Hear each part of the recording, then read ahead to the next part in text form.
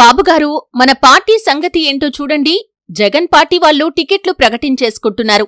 ఎన్నికలకు రెడీ అవుతున్నారు. అభ్యర్థులు ఫైనల్ కావటంతో ప్రచారం షురూ చేస్తున్నారు.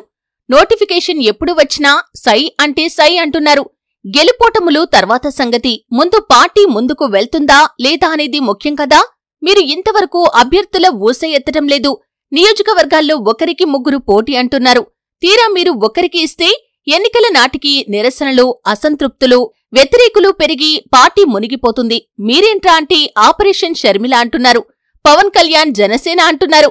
కాంగ్రెస్ పార్టీతో లోపాయికారి ఒప్పందం అంటారు. బీజేపీ వైపు చూపులు చూస్తున్నారు. ఇంకోవైపు సిపిఐ, సిపిఎం అంటున్నారు. సిపిఐ, సిపిఎం వస్తే బీజేపీ కలవదు. కాంగ్రెస్ ఉంటే బీజేపీ ఎందుకు వస్తుంది? బీజేపీ వస్తే ఎర్రదండు, కాంగ్రెస్ కలవదు. ఇన్ని కన్ఫ్యూజన్ల మధ్య పార్టీని ఏం చేయాలనుకుంటున్నారు? ఇది టీడీపీ నేతలు, కార్యకర్తల అంతర్గత చర్చలు. నిజం నిష్ఠూరంగా ఉన్న అసలు సిసలు వాస్తవం ఏంటో తెలుసా? పార్టీని గాలికి వదిలేశారు చంద్రబాబు.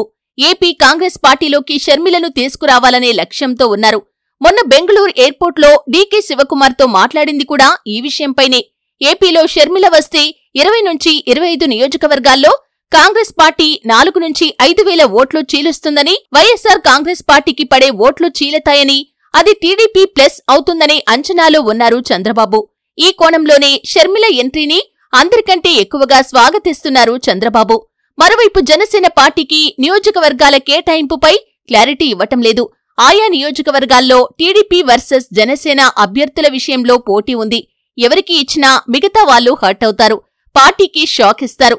ఇలాంటి ఎన్నో చిక్కుముళ్లను పార్టీలో పెట్టుకుని పక్క పార్టీ వైపు చూడటం, ఆ పార్టీ వ్యూహాలను మీరు రచించటం ఏంటో అర్థం కావటం లేదు అంటున్నారు టీడీపీ నేతలు, కార్యకర్తలు.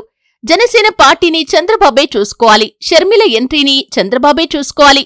ఇంకోవైపు సిపిఐ, సిపిఎం పార్టీలను చంద్రబాబే చూసుకోవాలి. మరోవైపు బీజేపీతో అంతర్గత లాబింగ్ కూడా చంద్రబాబే చూసుకోవాలి. మిగతా అన్ని పార్టీలను చూసుకుని ఉన్న మన టీడీపీ పార్టీని గాలికి వదిలేస్తే ఎలా సారు అంటున్నారు. లబోదిబో అంటున్నారు పచ్చ తమ్ముళ్ళు. ఇప్పటికే సమయం మించిపోయింది. ఇకనైనా మన పార్టీపై దృష్టి పెట్టండి అంటూ నెత్తిరోరు బాదుకుంటున్నారు టీడీపీ నేతలు, కార్యకర్తలు. ఎప్పుడూ జగన్ వ్యతిరేకతపై ఆధారపడకుండా మన పార్టీ ఓట్లపైన, అభ్యర్థులపై దృష్టి పెట్టాలని దీనంగా వేడుకోవటం తెలుగుదేశం పార్టీ చరిత్రలోనే కొసమెరుపు.